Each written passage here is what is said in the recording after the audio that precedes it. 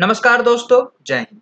मेरा नाम है संदीप कुमार अग्रवाल और मैं आप सभी का स्वागत करता हूं आपके चैनल डेली डोज में।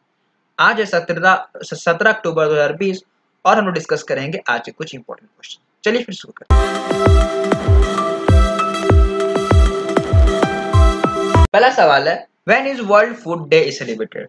तो वर्ल्ड फूड डे है आपका, हम लोग 16 अक्टूबर को सेलिब्रेट करते हैं। बेसिकली ये जो डे है हम लोग वर्ल्ड वाइड सेलिब्रेट करते हैं और इसका सेलिब्रेट करने का एक ही मोटिव है कि जो फूड की जो महत्व है, इंपॉर्टेंस है, वो लोगों तक पहुंच सके, ताकि ऐसे बहुत सारे देश है, ऐसे बहुत सारे गांव हैं जहां पे लोग एक वक्त का खाना के लिए तरस जाते हैं और कई लोग भूखे मर जाते हैं। तो ये खाने को लेकर ये आपकी मुहिम चलाई जाती है World Food Day by the Food and Agriculture Organization के द्वारा। तो अभी हाल ही में 16 अक्टूबर को ही फूड एंड एग्रीकल्चर ऑर्गेनाइजेशन का 75th एनिवर्सरी हुआ है, तो उसके आपके रिस्पेक्ट में ये आपका डे मनाया जाता है। ठीक है, तो ये जो है आपका डे, ये ग्लोबली इंसिक्योर करती है आपकी फूड सिक्योरिटी को लेके और डिफरेंट न्यूट्रिशन डाइट्स को लेके। तो ये इस 2020 की जो थीम है वो रखी गई है, grow, nourish, sustain together. Food and Agriculture Organization के जो हेड हैं वो है कुए डांग्यू और इसकी जो हेडक्वार्टर है वो रोम, इटली में है और इसका इस्टेब्लिशमेंट 16 अक्टूबर 1945 को हुआ था। अगला सवाल है, which nation has reelected as the president of International Solar Alliance? तो ऐसा कौन सा देश है जिसको दोबारा चुना गया है as the president of ISA? ISA क्या है आपका? ये आपकी सोलर अलायंस है इंटरनेशनल लेवल पे, जो कि आपकी देख रेख करती है फॉर द सोलर पावर। अगर क्योंकि जैसे भी हमारे जो एनर्जी है वो सारा आपका एग्जॉस्टेबल है, कहने का मतलब कभी ना कभी खत्म हो जाएंगे, एग्जॉस्ट हो जाएंगे। तो कुछ ऐसे एनर्जीज हैं, सोर्सेस ऑफ एनर्जी हैं जो दोबारा रिबिल्ड हो सकती है, जैसे कि आपकी solar energy, wind energy, Tata energy. तो उसमें से सोलर एनर्जी बहुत ज्यादा हेल्पफुल है और बहुत ज्यादा लोग यूज भी कर रहे हैं, बहुत ज्यादा गवर्नमेंट भी यूज कर रही है। तो उसका जो है इंटरनेशनल सोलर अलायंस ने दो आपके कंट्री को रिएक्ट की है एज अ प्रेसिडेंट, तो वो है आपका इंडिया और भारत। तो इंडिया और भारत को दोबारा चुना गया है आपका reelected as a president and co president. कहने का मतलब भारत प्रेसिडेंट और को प्रेसिडेंट बनाया गया है फ्रांस को। ये दोबारा हुई है और ये 2 साल के लिए हुई है। ठीक है, इसमें बात करें टोटल 53 कंट्रीज हैं जो पार्टिसिपेट करती है और अलग अलग। इसके साथ ही अगर बात करें तो आपके 5 वाइस प्रेसिडेंट भी चुने गए हैं, president India, co president France और 4 वाइस प्रेसिडेंट, जो कि हैं आपका Fiji and Nauru from Asia Pacific region, Mauritius and Niger from Africa region, UK and Netherlands for Europe and other regions, and Cuba and Guyana from the Latin America and Caribbean regions. ठीक है, ISA की जो headquarter है वो है गुरुग्राम हरियाणा में है और आईएसए के जो लीडर हैं वो है उपेंद्र त्रिपाठी। अगला सवाल है, recently Bhanu Athaiya passed away, who was she? हाल ही में भानु अथैया जी का निधन हो गया, तो ये कौन थी? बेसिकली भानु अथैया का जब भी हमारे देश में नाम आता है तो इनका नाम आता है, she is the first person और the first women to receive Oscar award for India. मतलब इंडिया में अगर किसी को पहला ऑस्कर अवार्ड दिया गया था या फिर मिला था तो वो भानु अथैया जी ही थी। ठीक है, तो ये आपकी बेसिकली कॉस्ट्यूम डिजाइनर है और ये भारत की पहली व्यक्ति कह ले या फिर महिला, तो बाद में, क्योंकि ये वैसे भी तो आपकी पहली महिला थी, लेकिन ये पहला व्यक्ति में भी आती हैं जिनको ऑस्कर अवार्ड से नवाजा गया था। इनको जो ऑस्कर अवार्ड वो 1982 में मिला था for the movie Gandhi. Gandhi नाम के एक मतलब गांधी जी की बायोग्राफी आई थी, उनमें इनका बहुत रोल था फॉर द कॉस्ट्यूम डिजाइन।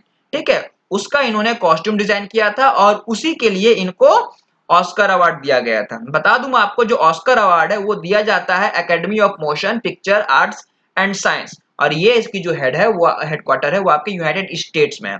ठीक है, तो उसके बाद ऑस्कर मिलने के बाद इन्होंने ये ऑस्कर वापस उन्हीं को दे दिया था, ऑस्कर को ही दे दिया गया था ताकि वो इसको अच्छे से हिफाजत करके रखे। तो ये ऑस्कर इन्हीं के नाम पे है, लेकिन उनको वापस कर दिया गया था कि आप इसको सेफली अपने पास रखें। ठीक है, उसके बाद इन्होंने बहुत सारे मूवी में भी अपना कॉस्ट्यूम डिजाइन दिया है, जैसे कि कुछ मूवी है आपका फेमस लगान। ठीक है, लगान के लिए भी इन्होंने क्या ये अपना कॉस्ट्यूम डिजाइन किया था, इसीलिए इनको ऑस्कर लेडी के भी नाम से जाना जाता है। तो इनका देहांत हो गया। अगला सवाल है, how much India contribute to UNRWA for Palestine refugee. तो भारत ने कितना कंट्रीब्यूशन किया है UNRWA को फॉर द पैलेस्टाइन रिफ्यूजी? तो ये दिया गया है $1 मिलियन। $1 मिलियन आपका डोनेट किया गया या फिर कह लो कंट्रीब्यूट किया गया है to the United Nation Relief and Work Agency. ठीक है, ये आपकी यूनाइटेड नेशन की एक ऑर्गेनाइजेशन है जिसमें आपके रिलीफ और वर्क के लिए काम करना, मतलब शांति का काम करती है और किसी तरह का प्रॉब्लम हो तो उसको सॉल्व करती है। तो कहने का मतलब पैलेस्टाइन रिफ्यूजी के लिए दिया गया है for the north east. North east कहने का मतलब जो हमारा भारत का जो इलाका है आपका नागालैंड वगैरह, मिजोरम, ये मतलब ये सारा इलाका, सिक्किम वगैरह, हम लोग आसाम आपका नॉर्थ ईस्ट में आता है। ठीक है, तो ये जो एजेंसी है वो आपकी बहुत सारे प्रोग्राम्स हेल्प करेगी, जैसे कि वहां पे आपका एडुकेशन को लेके है, हेल्थ केयर को लेके है और डिफरेंट डिफरेंट सोशल सर्विस भी प्रोवाइड करेगी। ठीक है, तो इसके जो हमारे जो भारत के रिप्रेजेंटेटिव है वो है रामल्ला जी, जिन्होंने इसके बारे में बताया है और ये पॉलिसी के बारे में। ठीक है, तो ये, और अगर हम बात करें इसकी हेडक्वार्टर की, इसकी हेडक्वार्टर है अम्मन जॉर्डन में और इसके जो कमिश्नर जनरल है वो है फिलिपिन्स लजारिनी।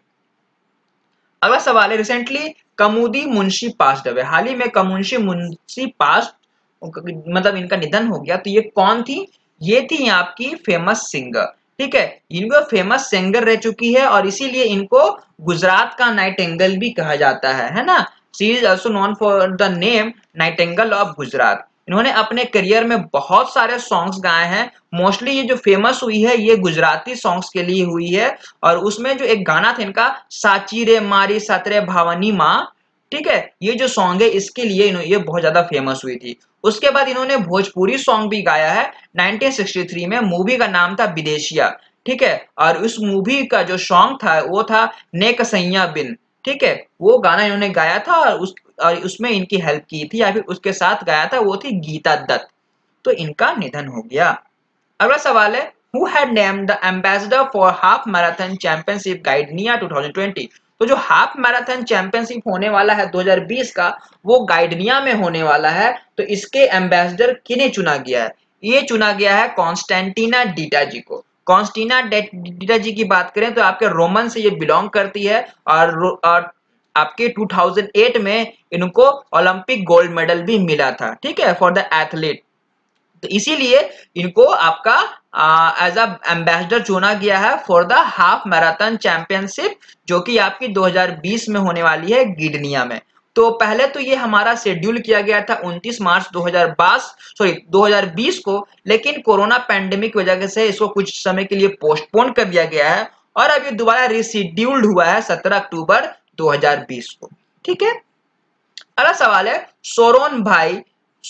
सोरोनबे जेनेबेकोव का ये कौन से देश का प्रेसिडेंट है? तो ये आपके प्रेसिडेंट है राजस्थान का। बात करें इनकी, ये वहां के प्रेसिडेंट थे, लेकिन क्योंकि वहां पे 10 दिन से आपके प्रोटेस्टर लोग प्रोटेस्ट किए जा रहे हैं और उनका डिमांड किया जा रहा है कि इनको ऑफिस से रिमूव कर जाए या फिर ये अपने प्रेसिडेंट पद से इस्तीफा दे दे।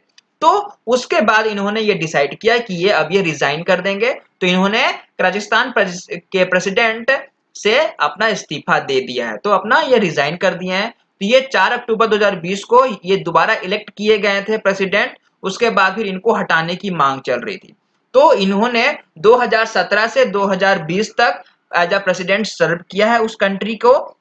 उसके बाद बात करें इनकी और, तो ये वहां के प्राइम मिनिस्टर भी रह चुके हैं। इनका जो प्राइम मिनिस्टर का जो टेन्योर था वो था अप्रैल 2016 से लेकर अगस्त 2017 तक। राजस्थान के जो कैपिटल है वो है बिश्केक और इसकी जो करेंसी है वो है राजस्थानी सोम। अगला सवाल है, on what occasion PM Modi is releasing commemorative coin of ₹75? तो ऐसा कौन सा ओकेजन है जिसके लिए हमारे देश के जो प्रधानमंत्री श्री नरेंद्र मोदी जी हैं उन्होंने 75 रुपए का सिक्का जारी किया है? तो ये है क्योंकि 75th anniversary of FAO, Food and Agriculture Organization. आपको मैंने पहले क्वेश्चन में बताया था वर्ल्ड फूड डे जो हम लोग सेलिब्रेट करते हैं 16 अक्टूबर को, तो उसी के लिए आपका क्योंकि 75th एनिवर्सरी हो रही है तो उसको सम्मान करने के लिए उसके बिहाफ में आपका ये 75 रुपए का सिक्का लॉन्च कर रहा है। 75 ही क्यों? क्योंकि फूड एंड एग्रीकल्चर ऑर्गेनाइजेशन का 75 ईयर्स हो गया है।